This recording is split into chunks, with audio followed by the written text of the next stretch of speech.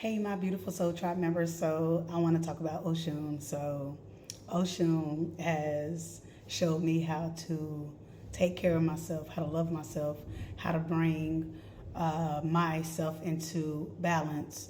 Oshun is the goddess of prosperity, sweetness. She takes out the stings out of our life. She represents self love, self resilience, self alliance, self respect. She represents sexuality, sensuality, beauty, poised energies, and she is very resistant to injustice.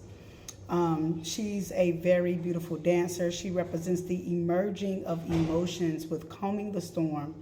She is the first glow of the sunrise as we see the sunset and sun dissipate within the moon, within the ocean sea. She is the calmness of the waters. To me, Oshun is the perspective, the looking at things from hindsight, looking at things from a point of view, thinking before you react. She is the one who calms the waters. She is a warrior goddess. Don't forget about that. She is a warrior goddess, and she will trouble the waters if those waters are troubled. She's a person who greatly sacrifices her energy, sometimes her abilities, her gifts, her talents, to a certain extent to helping out her community. So she may give more than she should, but it's necessary for certain things to take place in our lives, in our situations, in our communities. With her sacrifice, it shows us how brave and how she really love her people and how she really want to help and be a servant and be a diplomatic service to working for not only the Odishas but individuals who call upon her name. She represents justice, peace, liberty. She represents community. She represents being a rebel leader. But remember, she is a serene and peaceful goddess. The goddess of milk and honey, the beautiful one, the fierce one, the feisty one, the most wanted one. We bees in a trap. That's Oshun energy. I want to give you guys a backstory.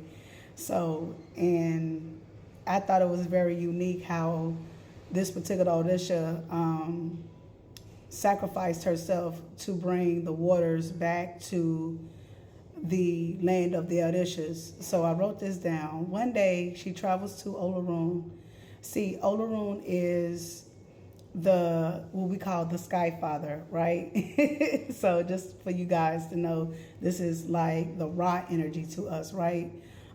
This is the Big Daddy in the sky energy, right? So individuals like the Orishas were like not, I guess, sold on Olarun's abilities and powers, and Olarun hears everything, sees everything, hears everything, is the all-knowing as well.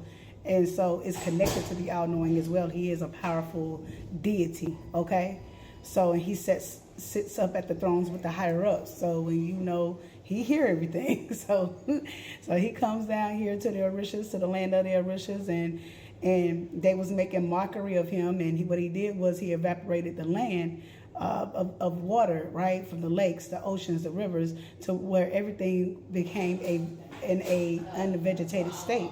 It was desert land. It was non-existence to stay. They needed that water so they can cultivate, so they can grow, and so their crops can grow, so they can manifest and take care of their families. And Orishas thought that their energies or their powers was over Olarun, and Olarun showed them different, is what I'm picking up, and that's what I've been learning here. So they prayed and prayed and prayed and prayed and prayed, the Orishas, and the prayers could not reach Olarun because of the deceitfulness of their hearts, because of them having lack of faith, because of them doubting. Where Olarun was at, they couldn't come.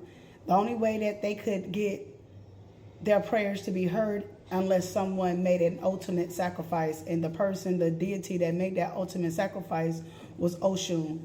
Oshun turned into a peacock and she flew all the way up. I'm talking about very, very, very, very far, long distance to get to Olorun, and Olorun was so impressed with her strife and her, pushing through the obstacle to get there. She lost all of her feathers. They burnt up. They turned to crisp.